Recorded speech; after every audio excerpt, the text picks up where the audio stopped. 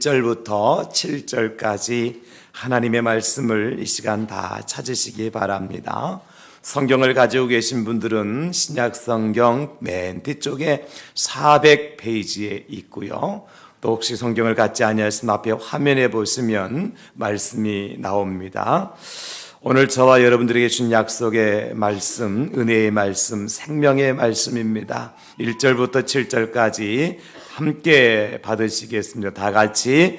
에베소 교회의 사자에게 편지하라. 오른손에 있는 7 별을 붙잡고 7 금촛대 사이를 거니시는 이가 이르시되, 내가 내 행위와 수고와 내 인내를 알고 또 악한 자들을 용납하지 아니한 것과 사칭 사도라 하되 아닌 자들을 시험하여 그의 거짓된 것을 네가 드러낸 것과 또 네가 참고 내 이름을 위하여 견디고 게으르지 아니한 것을 아노라.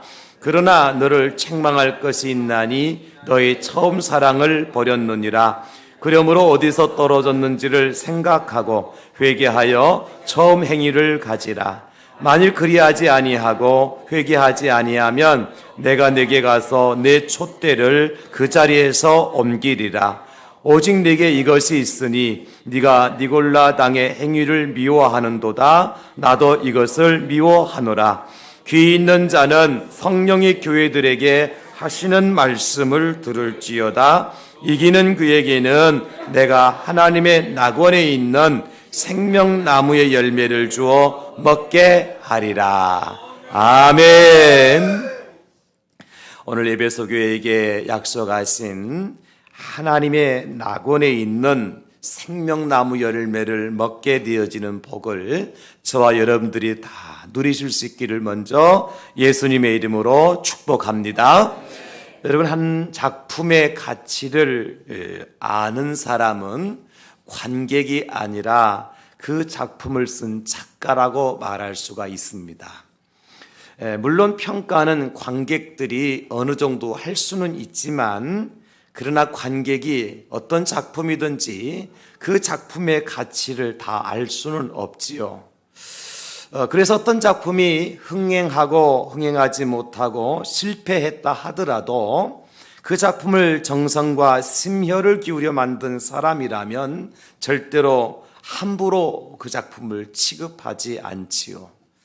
우리가 잘 아는 해리포터의 작가인 조앤 K 롤링이라고 하는 작가는 이제 이혼녀였고 아이를 혼자서 키우는 어머니였습니다. 그 이혼녀 아이를 혼자 키우는 가난한 집의 여인이 글을 쓰기 시작하지요. 집에서 글을 쓸 만한 공간이 없어서 카페의 한 구석에 유모차에 아이를 앉혀놓고 펜을 들고 이 롤링 여사가 이제 글을 쓰기 시작합니다. 그래서 드디어 이제 해리포터와 마법사의 돌이라고 하는 첫 번째 작품을 완성하게 됩니다. 그 원고를 들고 얼마나 기뻤을까요? 수백 페이지가 넘는 원고를 들고 롤링 여사는 출판사를 찾아가죠. 내가 쓴 글입니다. 어린아이들을 위해서 쓴 책입니다. 이 책을 출판하여 주십시오. 그 원고를 집어든 출판사 사장은 한결같이 퇴짜를 놓습니다. 어떻게 이런 글이 아이들한테 인기가 있단 말입니까? 유명하지도 않은 무명 작가가 쓴 글을 어떻게 우리 회사에서 출판할 수 있단 말입니까? 그래서 어떤 회사도 이 롤링 여사가 쓴 글을 받아주지 않습니다. 출판을 거절하는 거예요. 그렇게 다니기를 한 군데, 두 군데, 세 군데, 네 군데, 10군데, 11군데, 12군데 출판사까지 갔어도 모든 출판사에서 거절하는 거예요. 낙심할 만하죠? 그러나 롤링 여사는 낙심하지 않습니다. 왜요? 이 작품이 내 인생의 최고의 작품이기 때문에. 얼마나 내가 이 글을 쓰기 위해서 고생하고 애쓰고 심혈을 기울였는지 본인은 알기 때문에 포기하지 않지요. 그래서 13번째 출판사를 찾아갔는데 블룸스베리라고 하는 출판사에 찾아가서 원고를 내밀었을 때에 합당치 그렇게 기쁘게 받아주지는 않지만 우리가 한 2,000파운드의 원고료를 주고 이것을 우리가 사겠습니다. 2,000파운드면 우리나라 돈으로 한 300만 원 정도 되죠. 그래서 여인은 기쁘게 그 원고를 출판사에, 블룸스베리라고 하는 출판사에 넘겨주게 됐죠. 그래서 탄생한 작품이 뭐냐면 이제 우리가 너무 잘 알고 있는 해리포터와 마법사의 돌이라고 하는 작품이죠.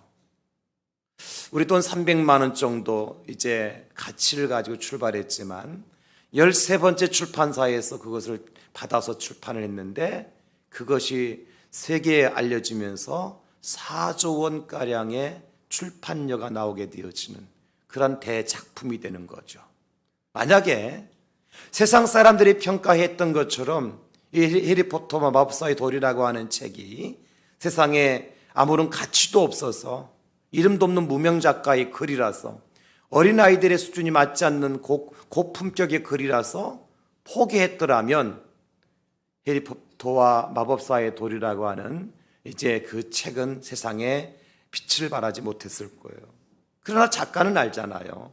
글을 쓴 본인은 알잖아요. 이게 얼마나 내가 심혈을 기울인 내 인생의 가장 최고의 작품이라는 사실을 너무 잘 알고 있었기 때문에 포기하지 않았던 거죠.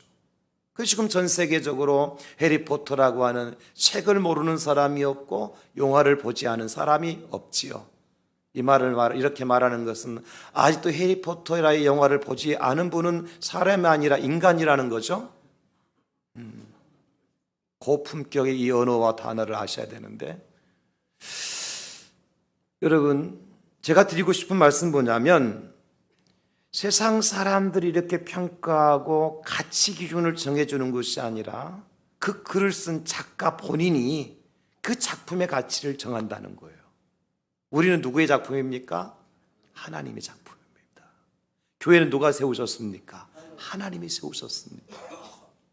세상 사람들 우리를 평가하는 가치가 진정한 가치가 아니라 우리를 만들어내신, 우리의 작품을 우리를 작품으로 만들어 놓으신 우리의 작가이시고 우리의 창조주가 되시는 하나님이 우리 인생의 가치를 정한다는 거예요. 여러분 이게 중요합니다. 하나님이 우리를 보배롭고 존귀한 자로 지으시고 온 천하와 어떤 것도 바꿀 수 없는 그러한 진주와 같은 존재라고 말씀하시면 우리는 가치가 그 가치가 되는 겁니다. 그러므로 사람들이 나를 평가하는 가치의 기준이 아니라 나를 지으신 하나님께서 나를 평가해 주시는 것이 진정한 가치다. 예수님을 사형장에 끌어내서 사형언도를 내렸던 헤롯이라고 하는 사람, 야고보 사도도 처형을 하잖아요. 그리고 드디어 베드로까지 감옥에 가둡니다. 온 천하를 다 얻은 것 같지요. 유대인들이 헤롯 하면 헤롯 대왕 만세를 부르고 박수를 치며 열렬히 환호를 합니다. 세상 사람들이 판단할 때 헤롯이라고 하는 사람은 최고의 왕이었습니다. 당시에 그 어떤 왕과 견줄 수 없는 위대한 왕이었습니다. 당신들의 백성들의 마음을 가장 잘 알아주었던 왕, 인기가 최고 짱이었습니다. 그래서 하루는 그 왕이 왕복을 갈아입고 백성들 앞에 나서서 연설을 합니다. 여러분, 내가 헤롯입니다. 온 백성들이, 군종들이 환호성을 치면서 박수를 치면서 난리가 났습니다. 저 목소리는 사람의 소리가 아니라 신의 소리입니다. 그러면서 말이죠. 사람들은 그렇게 평가를 했습니다. 그런데 그 순간 하나님은 이렇게 평가하셨습니다. 하나님의 사자들을 헤롯에게 보내서 벌레에 먹여 죽게 만드셨습니다. 벌레에 먹혀 죽을 만한 존재에 불과하다는 거죠. 이것이 하나님의 평가입니다, 여러분. 사람의 평가가 중요한 것이 아니라 하나님의 평가가 너무너무 중요하다는 거예요. 하나님이 살릴 자로 세우시면 살게 되어지고 하나님께서 벌레에 먹혀 죽게 만들면 죽을 수밖에 없는 것이 인생인데 우리는 자꾸 누구의 눈치를 보고 살아가죠? 사람의 눈치를 보고 살아가고 세상의 인기에 병합해서 살아가죠. 하나님은 어떻게 나를 생각하는지 안중에도 없어요. 그러나 하나님이 높이시면 낮출 자가 없고요, 하나님이 낮추시면 높일 자도 없습니다.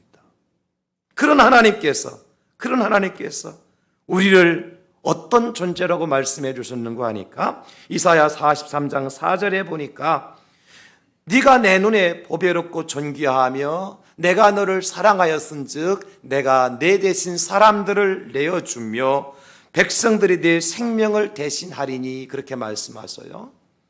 네가 내 눈에, 저와 여러분들 향해서 하나님께 말씀하시는 겁니다. 네가 하나님의 눈에 보배롭고 존귀하다. 아무리 이방 사람들이 너희를 노예로 삼고 포로로 삼고 못살게 굴어도 내 눈에는, 하나님의 눈에는 여전히 보배롭고 존귀한 자라는 것입니다. 이게 하나님의 평가죠, 여러분. 이게 중요한 거죠. 그렇잖아요? 여러분, 오늘 본문에도 보게 되어지면 오늘 에베소 교회에 대한 얘기거든요. 우리가 이제 3월달 표가 뭐냐면 주님 제가 교회입니다. 1월 달에는 주님 제가 그리스도인입니다. 2월 달에는 주님 제가 제자입니다. 3월 달에는 주님 제가 교회입니다. 이렇게 우리가 지금 영적인 훈련 현장에서 열심히 훈련을 받고 있어요. 오늘 에베소 교회를 향해서 하나님께서 뭐라고 말씀하고 있습니까? 2장 1절에 보니까 에베소 교회 사자에게 편지하라. 오른손에 있는 7별을 붙잡고, 여기 오른손에, 하나님의 오른손에 붙들려진 7별은 하나님의 사자, 하나님의 교회의 주의 종입니다. 그 붙잡고 계신 하나님께서 이제 주의 종들과 함께 어디를 거닐고 있습니까? 7 금촛대 사이를 거니시는 이가 이르시되, 여기 7 금촛대가 바로 에베소 교회입니다. 하나님께서 세우신 지상의 교회가 7 금촛대란 말이죠. 저와 여러분들이 바로 7 금촛대입니다. 왜냐하면 하나님께서 예수의 피를 흘리시고 피값을 지불하시고 사신 교회가 성도잖아요. 우리가 곧 교회잖아요. 근데 하나님 우리를 뭐라고 불러주셔요? 7 금촛대 교회다, 이렇게 불러주시는 거예요. 감동스럽지 않습니까, 여러분? 7 금촛대 교회라. 여러분, 7 금촛대는 어디에 세워져 있는 촛대냐면 성소 안에 세워져 있는 촛대예요. 그래서 제사장들이 제사를 드리러 성소 안에 들어갔을 때에 그 촛대에서 불이 밝혀지게 되어지고 그 안에서 하나님 앞에 제사를 드릴 수 있도록 불을 밝혀주는 역할을 하는 것이 금촛대거든요. 우리는 세상의 유흥가나 환락가에 오색 찬란하게 켜져 있는 그런 불빛이 아니라는 겁니다, 여러분. 하나님의 거룩한 성전에 불을 밝히는 7 금촛대라고 말씀해 주세요.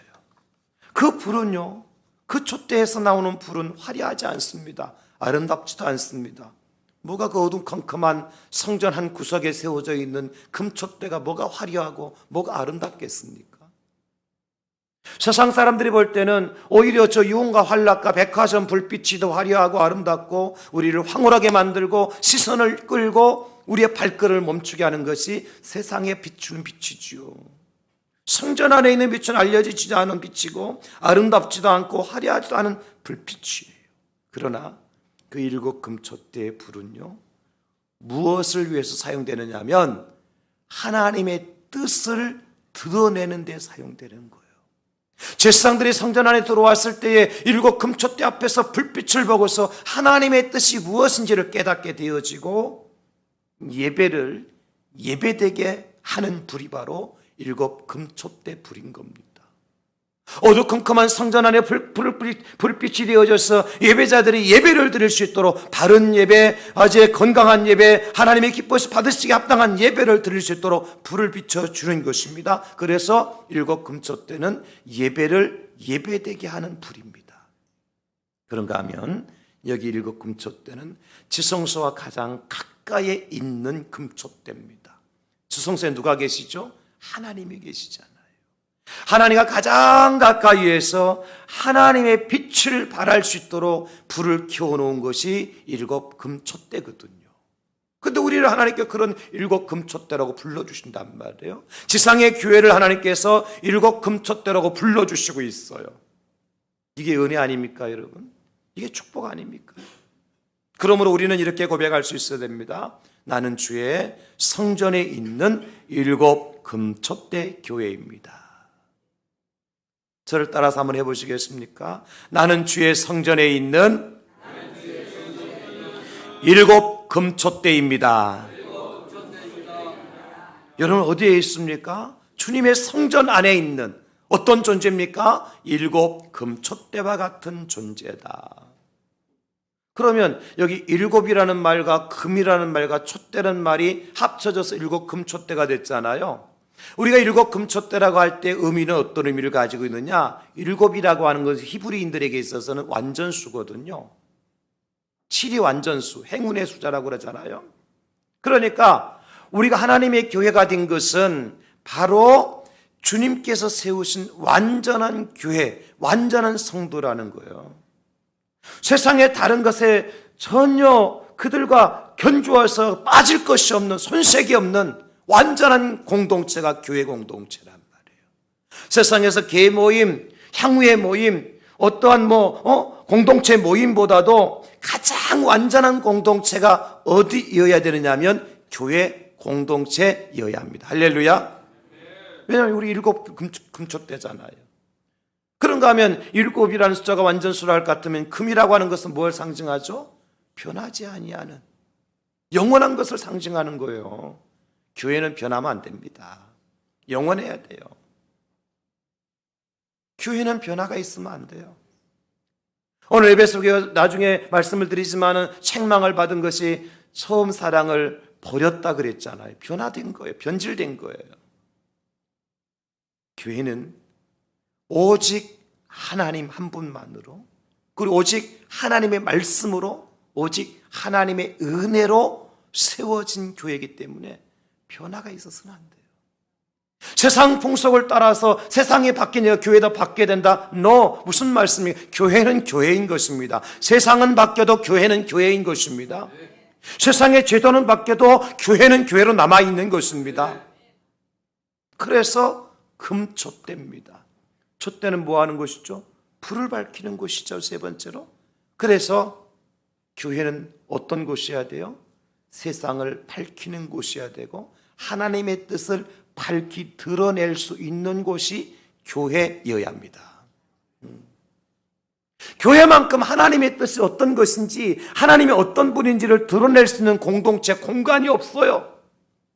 세상에 어디에 가서 하나님이 어떤 분이냐고 묻겠습니까? 세상에 어느 곳에 가서 하나님의 뜻이 무엇이냐고 물어볼 수 있겠습니까? 많은 사람들이 교회를 통해서 하나님의 뜻을 알게 되어지고 하나님의 임재를 깨닫게 되어지고 하나님을 만날 수 있는 것이 교회 공동체인 것입니다.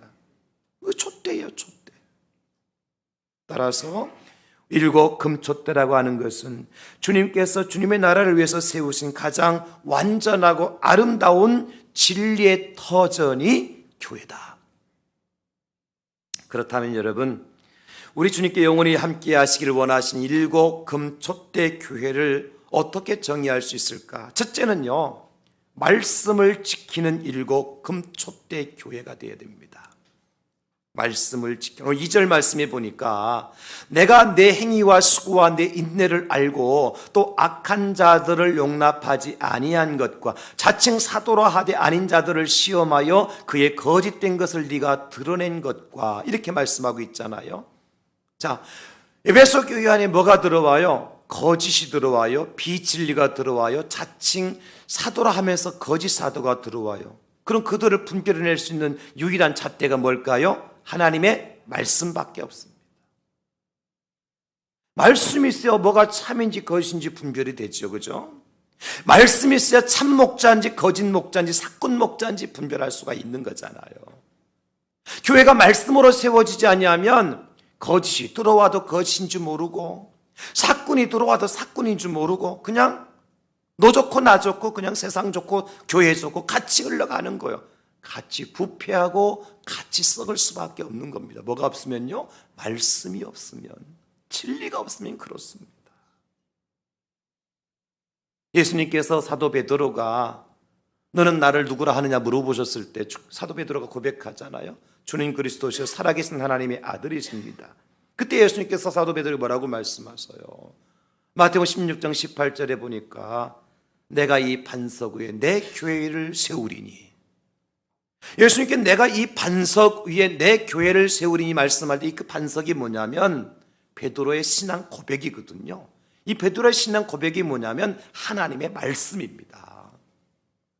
예수님께서 교회를 세우기를 원하시는 것은 바로 교회의 베이스, 교회의 기초, 그것이 무엇이기를 원하시냐면 하나님의 말씀이라는 거예요. 하나님 말씀. 그래서 지상의 교회들이 세워지는 과정을 보게 되어지면 다 동일하거든요. 어떻게 세워지느냐? 먼저 주의 사자들이 또 복음을 전하는 데 가서 뭘 전하죠? 말씀을 전하잖아요. 예수가 그리스도라고, 예수님이 하나님의 아들이시요 우리의 구세주라고, 예수를 믿으면 천국 갈 수 있고 구원받을 수 있다고, 예수님께 나의 모든 죄와 허물을 대신 짊어지시고 십자가에 달려 죽으셨는데 그 사실을 믿고 예수님께 순종하면 천국 갈 수 있다고, 이걸 전하잖아요. 그때 많은 사람들이 듣고 아멘 하는 사람들이, 나도 그거 믿고 믿습니다, 동의합니다 하는 사람들이 모여서 만든 것이 뭡니까? 교회잖아요. 그래서 여러분, 어떤 교회든지 말씀 없이 세워진 교회, 정상적인 교회, 진리의 교회라면, 진짜 교회라면 말씀 없이 세워진 교회는 없는 거예요. 어쩌다 만난 사람들로 인해서 시작된 교회라 하더라도 누군가의 입에서 하나님의 말씀이 증거되어지고 그 말씀을 믿게 되어진 사람들의 모임 공동체가 교회거든요. 이 교회에서 가장 중요한 건 뭐냐? 하나님의 말씀입니다. 할렐루야. 말씀이 살아있는 교회, 말씀이 전파되는 교회, 말씀이 살아서 운동하는 교회, 말씀이 흥왕해져 가는 교회, 말씀으로 세워져 가는 교회가 건강한 교회고 진리의 교회고 진짜 일곱 금초대 교회라는 거예요. 로마 교회, 로마 카톨릭 교회죠. 중세 로마 카톨릭 교회가 망하게 된 이유가 뭡니까, 여러분? 여러 가지 이유가 있지만 가장 대표적인 원인 중 하나가 뭐냐면 로마 카톨릭 중세 교회가요, 말씀의 터 위에 세워지지 못하고 교황의 권위의 터 위에 세워졌어요. 교황권 위에 교회가 세워졌다고요. 교황권 제도 위에 교회가 세워졌다고요. 말씀 터 위에 세워진 것이 아니라 그 하나님이 보시고 그 교회를 무너뜨리신 겁니다. 종교개혁자들을 통해서. 그럼 종교개혁자들이 로마 중세 카톨릭 교회가 부패한 것을 보면서 뭘 가지고 교회를 다시 세웠습니까? 말씀이죠. 말씀으로 돌아가자.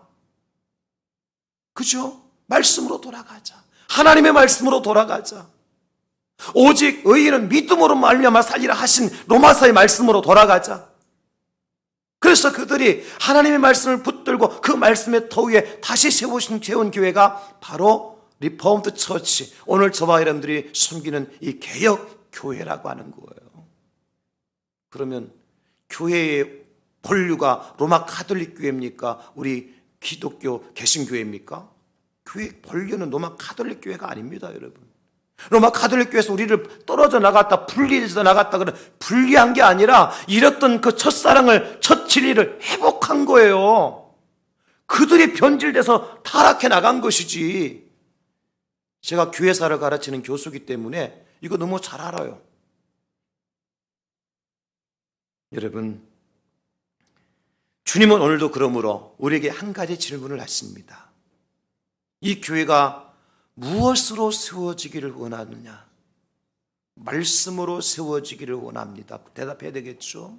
그러면 주님 다시 묻습니다. 그러면 도대체 그 말씀, 그 성경 말씀을 너는 어떤 의미를 가지고 그 말씀 앞에 서느냐? 물으십니다. 성경 창세기부터 요한계시록 이제 21장까지 마지막 20절까지 하나님께서 말씀을, 성경 66권의 말씀을 주셨는데 그 말씀 앞에 하나님의 말씀은 너에게 도대체 어떤 의미를 가지고 있나 묻고 있는 거죠. 그 세상에 해리포터와 같은 유명한, 해리포터가 성경 다음으로 많이 팔린 책이거든요. 유명한 그런 이제 아이들을 위한 판타지 소설이냐? 아니면 백과사전처럼 네가 알고 싶은 지식과 정보를 수집해 놓은 그러한 이제 지식과 정보의 책이냐? 아니면 우리가 참 유식하기 때문에 하얀 건 종이고 까만 건 글씨, 거기다 빨간 거 포함해 놓은 것이 성경이냐? 성경이 뭐예요 도대체 우리에게? 교회에서 수납하고 받아들이는 성경이 도대체 뭐냐는 겁니다, 여러분. 말씀이 뭐예요, 여러분들에게? 어떤 의미를 가지고 있어요? 어떤 가치를 가지고 있어요, 말씀이? 사도 바울은 히브리파 유대인들에게 히브리서에서 이렇게 말씀해 주고 계세요. 히브리서 4장 12절에 하나님의 말씀은 살아있고 활력이 있어 좌우의 날선 어떤 검보다도 예리하여 혼과 영과 및 관절과 골수를 찔러 쪼개기까지 하며 또 마음의 생각과 뜻을 판단하나니. 이게 성경입니다. 말씀입니다. 우리가 이 사실을 믿어야 돼요. 이 말씀 위에 교회가 세워져야 돼요. 그러면 성경은 말씀 어떤 말씀이라고요? 살아있는 말씀, 생명의 말씀. 죽은 자를 살리는 것이 말씀입니다. 할렐루야. 죽은 가정을 살리는 것이 말씀입니다. 죽은 교회를 살리는 것이 말씀입니다. 죽은 나라와 민족을 살리는 것이 말씀입니다. 말씀이 세상을 살리는 것이고, 말씀이 사람을 살리는 것이고, 말씀이 환경도 자연도 살리는 겁니다, 여러분. 우리가 돌아가야 될 것은 말씀으로 돌아가야 돼요. 교회 어떤 제도나 의식으로 돌아가는 것이 아니라, 교회 건물이나 어떤 환경 속으로 돌아가는 것이 아니라 하나님의 말씀으로 돌아가야 돼. 이것이 금초대 교회인 것입니다. 그 다윗은 고백을 하잖아요. 시편 119편 105절에서 말씀하시기를 주의 말씀은 내 발의 등이요 내 길의 빛이니이다. 무슨 말씀이죠? 오직 하나님의 말씀만 내 앞길을 인도할 수 있는 등과 같은 것이고 내 길을 비출 수 있는 빛과 같은 것에서 나는 말씀만 따라갈 뿐입니다. 나는 말씀만 의지하고 갈 뿐입니다. 나는 말씀에 전적으로 순종할 뿐입니다. 이 다윗이 바로 일곱 금초대 교회인 겁니다, 여러분. 이스라엘 백성들이 광야 40년 동안 광야 생활을 해서 이제 가나안으로 들어가잖아요. 근데 광야 40년 동안 생활을 광야교회라고 얘기를 하는데, 이스라엘 광야교회에서 어떻게 금초대 신앙을 가질 수 있었느냐? 세 가지거든요.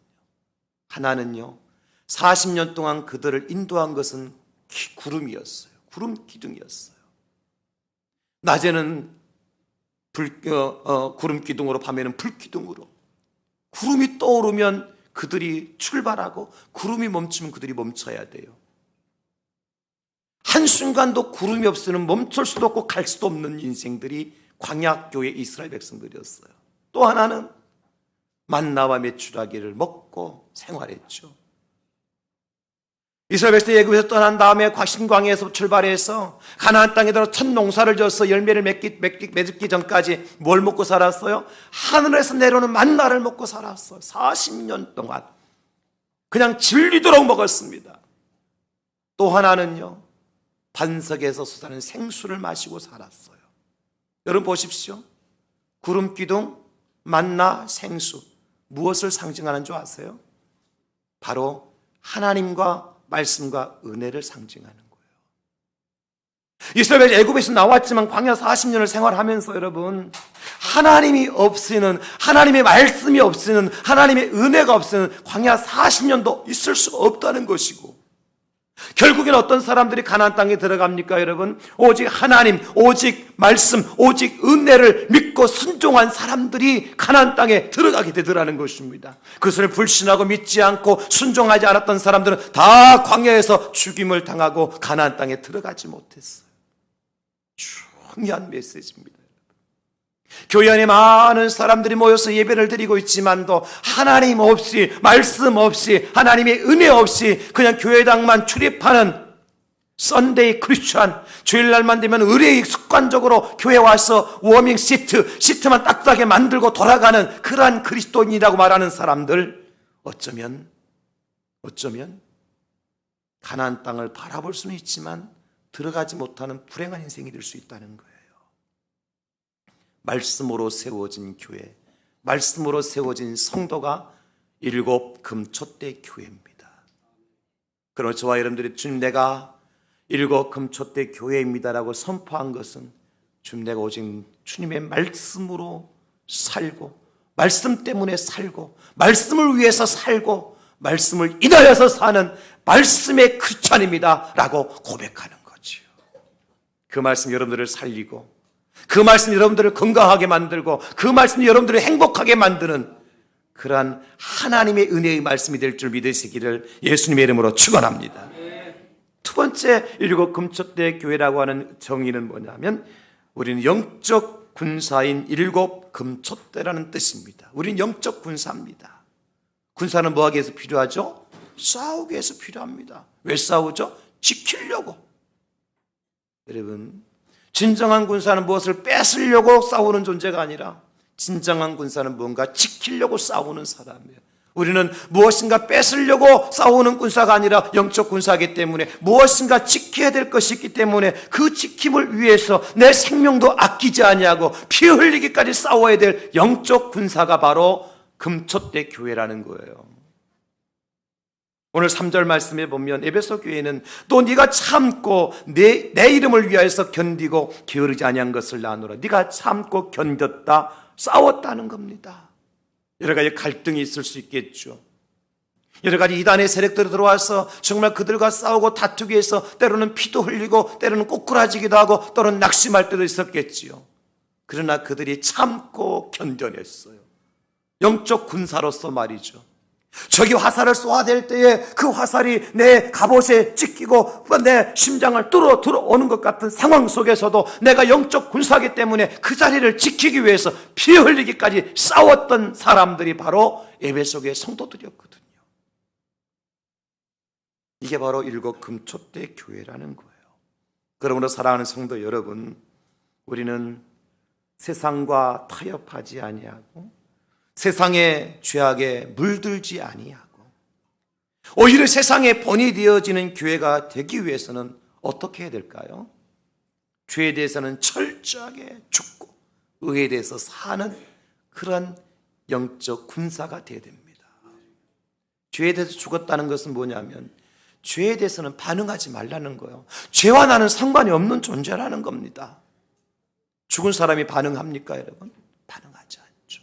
세상의 죄가 나를 유혹해와도 반응하지 말라는 겁니다. 세상의 죄가 내 마음을 빼앗아가려고 달려들어와도 마치 좋은 것을 갖다 주고 맛있는 것을 갖다 주고 아름다운 것을 갖다 주고 평안한 것을 갖다 주더라도 내가 거기에 끌려 들어가지 않는 자가 죄에 대해서 죽은 자입니다. 단호하게 막는 거죠. 단절시키는 거죠. 영적 군사만이 가능하죠, 여러분. 주님께서도 우리 예수님께서도 바로 이 진리를 지키기 위해서 생명을 건 영적 전쟁을 하셨어요. 주님이 창검을 들고 싸우신 적은 없지만 십자가 위에 달려 돌아가실 때까지 주님 주변에서 얼마나 주님을 공격하고 주님을 멸시하고 주님을 핍박하는 일들이 얼마나 많았습니까? 심지어 십자가 위에 올라가서 매달려 있는 상황 속에서도 말살 손가락질을 하면서 네가 하나님의 아들이거든 하면 내려오보라고 멸시하고 예수님이 공생애를 시작하시면서 40일 동안 금식하고 공생애를 시작하셨잖아요. 40일 금식하자마자 마귀 사탄이가 맨 먼저 예수님을 공격해 옵니다. 배고프지? 40일 동안 굶었는데 얼마나 먹고 싶겠나? 이 돌 갖다가 떡이 돼도 네가 하나님의 아들이니까 충분히 돌로 떡 만들 수 있잖아. 만들어 먹어봐. 성전 높은 꼭대기에 올라가서는 이제 사탄이 또 얘기합니다. 한번 뛰어내려 봐라. 네가 하나님이거든. 하나님께 너 손으로 받쳐 너를 다치지 않게 해 주실 거야. 가장 높은 지극히 높은 산 꼭대기에 데리고 올라가서는 세상 모든 영광과 영화를 보여주고 말합니다. 내게 절해봐라. 그럼 내가 이 모든 것을 너에게 녹여줄 거야. 마귀의 시험이었습니다. 그때 예수님은요, 내가 배고파서 굶어 죽는 일이 있다 하더라도 내가 세상의 그 어떤 사람도 알아주지 않는, 그래서 인생의 가장 밑자락에서 기어다니는 일이 있다 하더라도 내가 아무 능력도 행하지 못하는 바보 같은 인생이라고 그런 소리를 내가 많이 듣는다 할지라도 절대로 나는 진리를 거스리고 죄악과 타협할 수 없다고 예수님께서 물리치시는 거예요. 거기서부터 예수님의 싸움이 시작됐죠. 그리고 마지막 십자가 달려 돌아가시는 순간까지 예수님이 멸시하고 원망하고 손가락질하고 침뱉고하는 그들에 비해서 예수님은 묵묵히 참는다는 게 쉽겠습니까, 여러분? 말씀하셨잖아요. 내가 하늘에도 이제 12영도 되되는 천군천사를 명해서 이들 싹 멸하지 못할 것 같으냐? 할 수 있다. 얼마나 마음에 그런 분함이 격동이 차올랐으면 그런 말씀하셨겠습니까? 그러나 예수님 그것도 참으셨습니다. 이게 싸움이에요, 싸움. 우리가 지금 무슨 절기를 보내고 있다고요? 사순절. 주보 목회 칼럼남에 제가 사순절의 정의를 그냥 상큼하게 해 놓았습니다. 한번 읽어보셔야 돼요, 여러분 다. 그러면 사순절에 많은 사람들이 금식하며 경건의 훈련을 하고 있습니다. 우리 젊은 청년들은 육신의 음식을 금식하지 않는다 하더라도 우리 청년들의 마음을 가장 힘들게 만들고 경건의 삶을 하지 못하도록 방해하는 그러한 콘텐츠가 있는데 바로 핸드폰이라고 하는 그 문화 콘텐츠가 있는 거예요. 청년들 그것 때문에 영혼이 다 망가지고 있거든. 경건도 없고 거룩도 없거든요. 그래서 사순절 절기만큼이라도 이 문화 금식을 하자 결단하고 금식하는 청년들이 대한민국에 얼마나 많은지 알 수가 없습니다. 그게 쉽습니까, 여러분? 40년 동안 담배를 피우고 술을 드셨던 분이 한순간에 담배를 끊고 술을 끊을 수 있나요? 무슨 현상이 나타나죠? 금단 현상이 나타나죠. 그죠? 손이 떨리고 불안하고 잠이 오지 않고 공포심이 생기고 죽을 것만 같고, 이게 금단 현상이거든요. 술, 담배 끊을 때. 목사님 끊어봤느냐고? 아니요, 제 얘기가 아니라 들어봤어요, 제가. 문화 금식도 마찬가지예요. 지금 눈만 뜨면 가장 먼저 손이 가는 것이 뭡니까? 핸드폰이죠. 그래서 카톡이 들어왔나, 이메일이 들어왔나, 누가 어떤 밴드에 누가 들어와서 어떤 메시지를 남겨놓고 탁 먼저 체킹을 하고, 또 나도 보낼 거 보내고, 그러다가 시간 남으면 게임도 즐기고, 이게 핸드폰의 이제 문화잖아요. 근데 우리 청년들이, 젊은이들이 이 40일 동안 이 핸드폰을 금식한다고 하는 것은요, 40년 동안 술 드시고 담배 피우신 분들이 그 끊기 위해서 일어났던 금단 현상이 똑같이 일어납니다. 불안해 못 견뎌요. 밥 안 먹어요, 청년들. 그러면 밤맞도록 잠 못 잔다니까 불안해서요. 손발이 떨린다니까요. 금방 죽을 것 같다니까요. 이게 영적 전쟁입니다, 여러분. 이게 영적 전쟁이에요. 영적 군사는 그런 전쟁을 할 수 있어야 된다는 것입니다. 내 영혼을 갉아먹고 나를 믿음에서 떨어뜨리기 위해서 공격해오는 사탄의 공격을 물리치기 위해서 우리가 창검을 들고 나가 싸우지 않는다 할지라도 내 마음을 지키고 진리를 지키고 믿음을 지키기 위해서 영적 군사로서 그 자리에서 버텨낼 수만 있다면 그 사람이 바로 일곱 금초대 교회인 것입니다. 중요한 것 한 가지 꼭 기억하십시오. 영적 군사를 할 때 꼭 싸움을 얘기하니까 내 싸움의 목적이 무엇인지, 싸움의 대상이 무엇인지 똑바로 하셔야 돼요. 사도 바울이 세운 교회 중에 하나가 에베소 교회가 있잖아요. 그 에베소 교회를 향해서 바울 사도가 이렇게 가르쳐 주셨어요. 에베소 6장 12절에 보니까 우리의 씨름은, 우리의 싸움은 혈과 육을 상대하는 것이 아니요 통치자들과 권세들과 이 어둠의 세상 주관자들과 하늘에 있는 악의 영들을 상대함이라. 우리가 영적 군사가 되라 그러니까, 싸움 잘하는 군사가 되라 그러니까 교회 안에서 형제들끼리 자매들끼리 찍고 싸우라는 것이 아닙니다, 여러분. 믿음의 형제와 자매들끼리 서로 상처를 내고 흠집을 내기 위해서 싸우는 자가 되라는 것이 아닙니다, 여러분.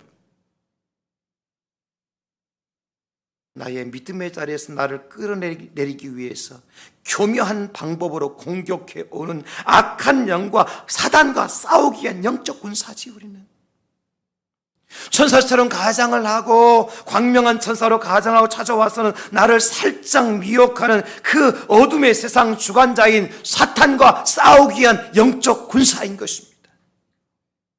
그리고 우리가 싸우는 목적도 진리를, 믿음을 지키기 위한 거지요. 나에게 어떤 유익을 얻기 위한 것이 아니라 내가 다른 사람들보다 더 많은 사랑을 차지하거나 내가 더 좋은 자리를 차지하기 위해서 싸우는 것이 아니죠. 기도해야 되는데 기도하지 못하도록 하는 방해 요소들이 있잖아요. 싸워야 됩니다.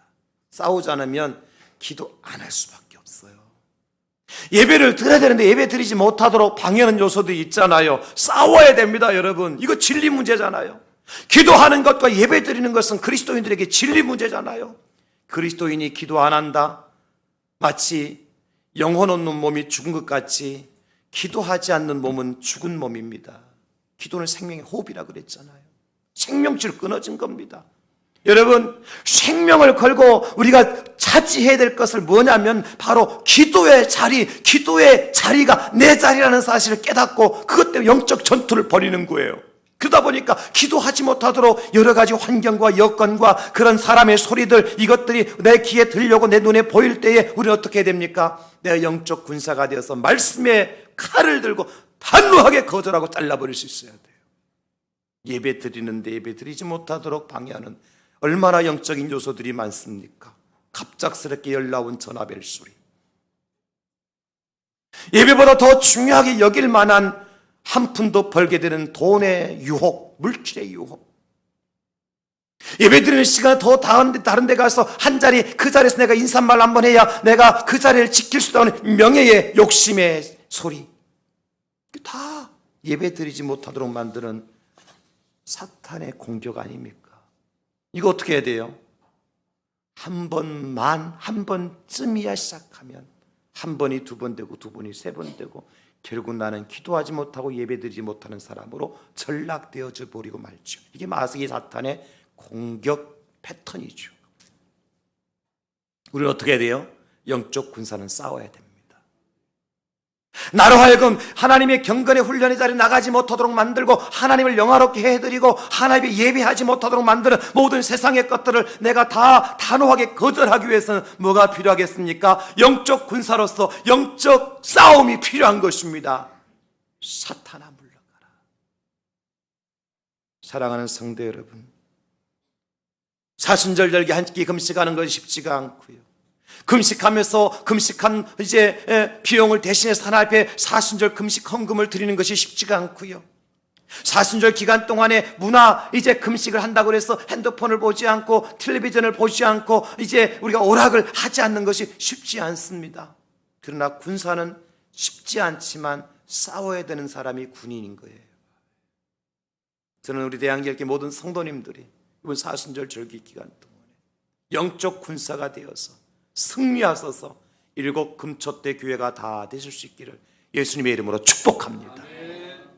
마지막 세 번째 영적 군사는요, 처음 사랑을 간직한 7 금초대라는 사실이에요.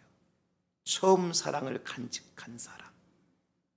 오늘 에베소 교회가 다 잘했어요. 칭찬 많이 받았어요. 그런데 4절에 보니까 이 그러나가 문제예요. 그러나 너를 책망할 것이 있나니 너의 처음 사랑을 버렸느니라. 에베소 교회가 끝까지 7 금초대 교회가 돼서 그 금초대를 주님께서 옮기지 않는, 정말 주 앞에 서는 그날까지 금초대 교회가 되기 위해서는 뭘 회복해야 됩니까? 첫사랑을 회복해야 돼요. 이미 버린 첫사랑을 다시 찾아와야 돼요. 금초대가 변함이 없는 신앙을 의미한다 그랬잖아요. 여러분, 예수님으로 시작했으면 무엇으로 마쳐야 돼요? 예수님 마치는 거예요. 믿음으로 시작했으면 무엇으로 마쳐야 될까요? 믿음으로 마쳐야 되는 거예요. 은혜로 시작했으면 무엇으로 마쳐야 될까요? 은혜로 마쳐야 되는 거예요. 그런데 많은 사람들이 예수를 시작했다가 나중에 부처님으로 갔다가 나중에 공자님으로 갔다가 나중에 마호메스로 갔다가 갈 바를 알지 못하고 나중에는 지옥으로 가버리는 거예요. 예수님이 시작했으면 예수님 마치는 겁니다, 여러분. 은혜로 시작했으면 은혜로 마쳐야지. 처음에 은혜 받고 할렐루야 춤추며 아멘 하고 떠들고 있다가 은혜 다 까먹고 이제는 율법과 형식과 자기의 생각과 육신의 자랑에 매여서 은혜는 어디 간데 없고 자기 의만 드러내놓고 자기 율법만 드러내놓고 자기 자랑만 드러내놓고 예수님은 없고 자기만 남게 되어지는, 향기가 아닌 악취를 풍기는 사람으로 변질되어져 가면 그 사람은 7 금초대 교회라고 말할 수가 없는 거예요. 마찬가지로 사랑으로 시작했으면 사랑으로 마쳐야 됩니다. 사랑으로 시작했으면 사랑으로 마쳐야 돼요. 우리가 주님 처음 만났을 때 주님 사랑합니다라고 고백하며 만났잖아요.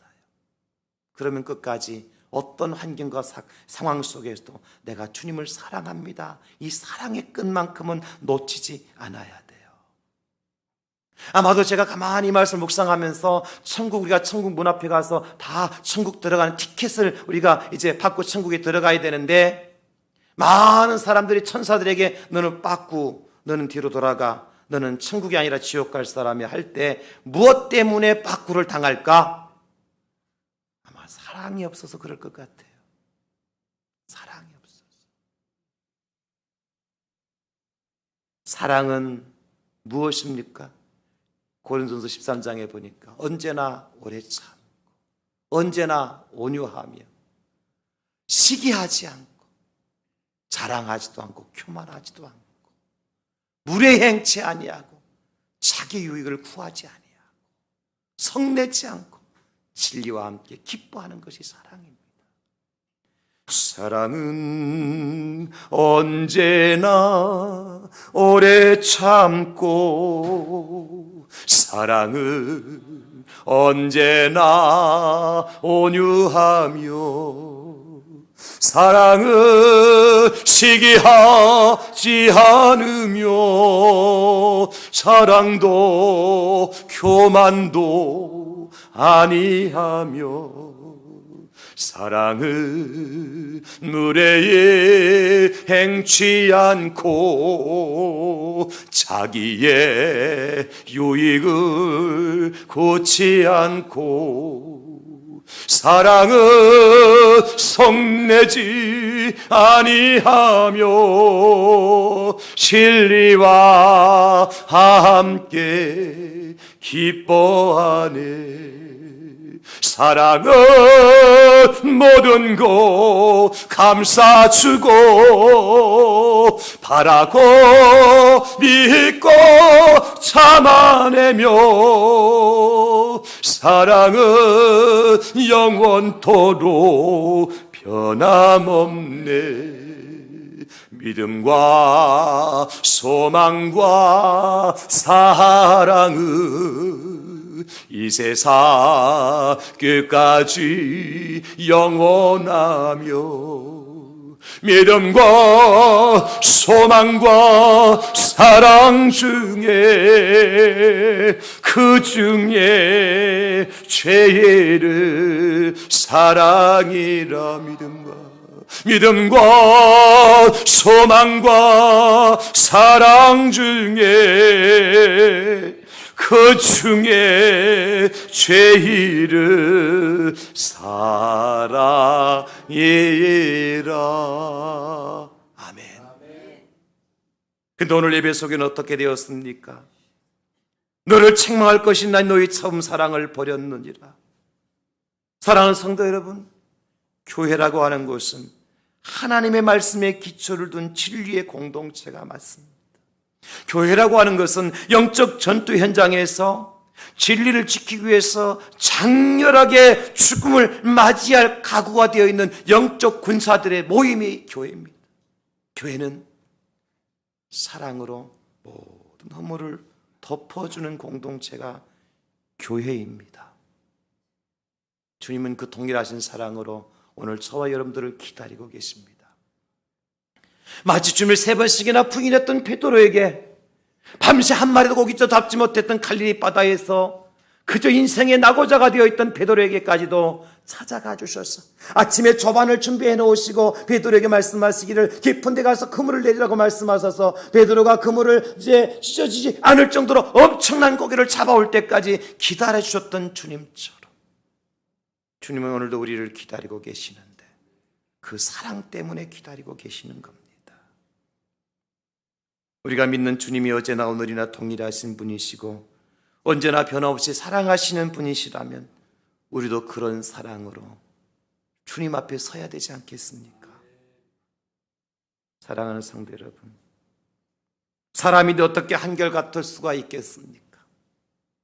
마음에 들어서 구입했던 보석도요, 세월이 지나면 실증날 때가 있다 그래요.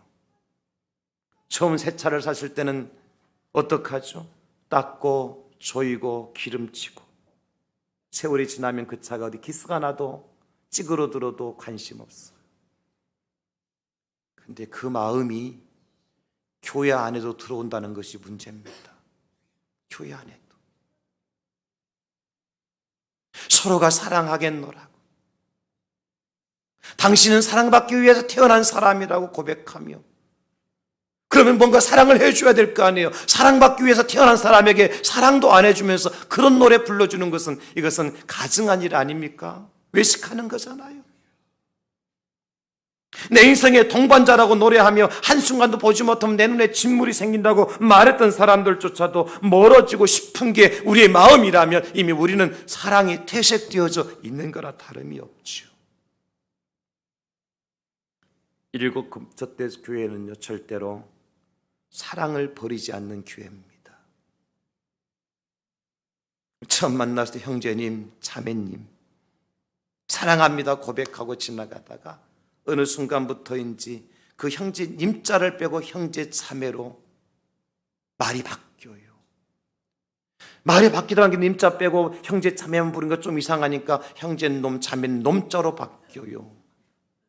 그 좀 말이 좀 이상하니까 나중에 뭐 그 인간 저 인간으로 바뀌어요. 이게 우리 현실 아닌가요, 여러분? 우리는 아직도 처음 만날 때 그 첫사랑을 가지고 형제님, 자매님으로 섬기고 사랑하고 있습니까? 아니면 그런 놈 저런 놈이라고 비하하고 비난하고 내 자리, 내 위치를 지키기 위해서 그를 깔고 뭉기면서 내가 앞장서 나가기를 원하고 있지는 않습니까, 여러분? 당신 없이는 못 산다고 하던 사이가 당신만 없으면 살 것 같다고, 당신을 만난 게 내 인생의 최고의 행운이 행복이라고 말했던 사람이 당신을 만난 것이 내 인생의 최고의 실패요 실수라고 말한다면 변질된 거잖아요. 부부지간도 마찬가지죠. 변질된 거죠. 이거 회복해야 돼요. 그래야 일곱 금초대 교회가 되는 것입니다. 그럴 때 하나님께서 우리에게 약속하신 것이 무엇입니까? 7절 말씀 우리 함께 읽겠습니다. 시작. 귀 있는 자는 성령이 교회들에게 하시는 말씀을 들을지어다. 이기는 그에게는 내가 하나님의 낙원에 있는 생명나무의 열매를 주어 먹게 하리라. 아멘. 하나님 아버지 감사합니다.